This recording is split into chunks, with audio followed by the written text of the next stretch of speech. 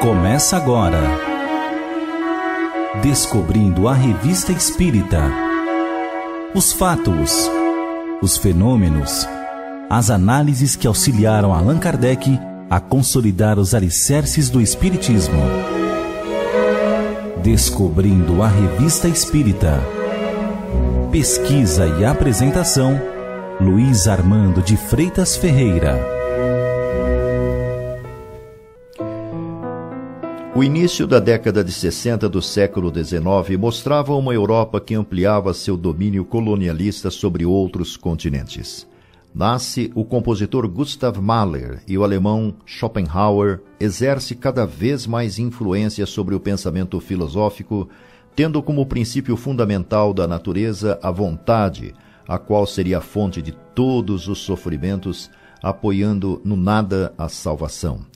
Em 16 de maio de 1860, Kardec tornava pública a segunda edição de O Livro dos Espíritos, a definitiva com 1019 perguntas e respostas contra as 501 da versão original, dividida agora em 4 partes. Em junho, publicava o número 6 da Revista Espírita, informando em nota a mudança a partir de 15 de julho próximo do escritório da publicação e do seu domicílio particular para a Rua Saint-Anne, 59. Dentre as sessões do periódico, o espaço dedicado às palestras familiares de além-túmulo reproduzia interessante diálogo com o espírito de uma médium escrevente, Senhora Duré, morta no dia 1º de maio daquele ano em Sétif, na Argélia. Observa que a primeira evocação dela se dera em sua residência no dia 21 de maio, seguida de outra no dia imediato, e a terceira em 25 na Sociedade Espírita de Paris. Kardec e ela não se conheceram pessoalmente, mas ela já pressentia que seria evocada. Dentre os 5 médiuns presentes à primeira reunião, o codificador perguntou se algum poderia ser-lhe de preferência, ao que ela respondeu ser indiferente, desde que fosse um bom médium. A entrevista com o espírito compreendeu 49 perguntas, sendo 6 na primeira evocação, 22 na segunda e 20 na última. Nos 2 primeiros blocos, Kardec focou a questão da situação da médium após seu desencarne, considerando sua atuação enquanto encarnada como instrumento dos espíritos. O terceiro bloco tratou do processo da desencarnação da senhora Duré, esclarecendo algumas dúvidas, como se ela confirmava a informação sobre seu marido ser médium vidente e já a ter avistado por 2 vezes, obtendo também esclarecimentos sobre os médiuns videntes serem menos enganados que os escreventes. No mais, ela diz ter, durante a perturbação que se segue à morte, ter perdido a consciência de si mesma a partir da agonia que a precedeu durante umas 15 ou 18 horas após o desencarne, duração diferente para cada pessoa, dependendo também do gênero de morte. Esclarece também que as aceleradas alterações naturais no processo de decomposição não são normalmente percebidos pelo que está no processo de desligamento.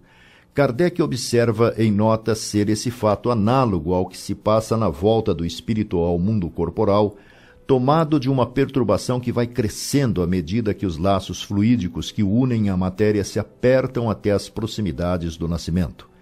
Revela ela ter experimentado uma espécie de vazio de ideias antes do despertamento durante mais ou menos 2 horas, período em que ela quase não tinha consciência de si mesma, confusa, crendo-se por instantes ainda estar encarnada.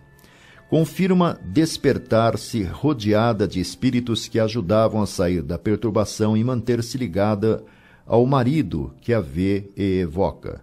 Sobre as surpresas que tem ao retomar ao mundo espiritual, Kardec comenta ser como uma pobre camponesa que vem a Paris pela primeira vez.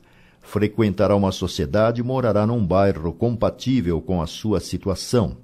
Depois de uma ausência de alguns anos, durante os quais tivesse meio completamente diverso do da primeira vez, o que lhe parecerá novo, compreenderá e apreciará uma porção de coisas que apenas tinha despertado sua atenção da primeira vez, dificilmente reconhecendo a antiga Paris, que contudo será sempre Paris.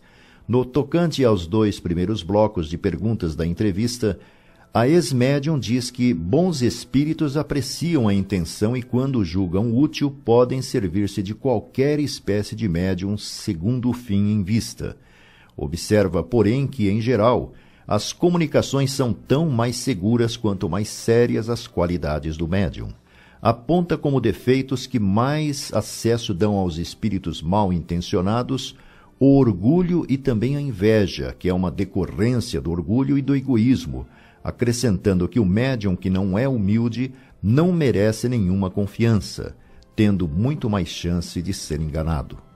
Em nota, Kardec observa: o fracasso de muitos médiuns deve-se a julgarem-se os únicos capazes de receber boas comunicações e desprezarem as dos outros. Julgam-se profetas e não passam de intérpretes de espíritos astutos que os enlaçam em suas redes, persuadindo-os de que tudo quanto escrevem é sublime e não mais precisam de conselhos.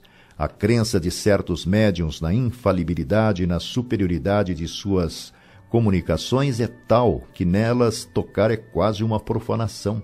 Delas duvidar é quase uma injúria. Ainda mais, é até expor-se a fazer deles inimigos, pois mais valeria dizer a um poeta que os seus versos são maus. Este sentimento, cujo princípio evidente é o orgulho, é alimentado pelos espíritos que os assistem e que têm muito cuidado em lhes inspirar o afastamento de quem quer que os pudesse esclarecer.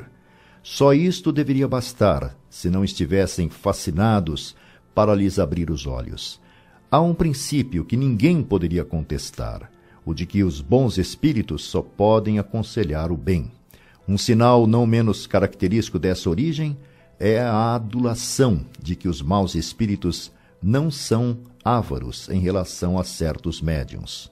A propósito, sabem elogiar os dotes físicos ou as qualidades morais, acariciar o orgulho, aconselhando a humildade, agrilhoar-lhes a vaidade e o amor próprio. Um dos meios que empregam consiste, sobretudo, em os persuadir de sua superioridade como médiuns, elevando-os como apóstolos de missões, pelo menos duvidosas, e para as quais a primeira das qualidades seria a humildade, unida à simplicidade e à caridade.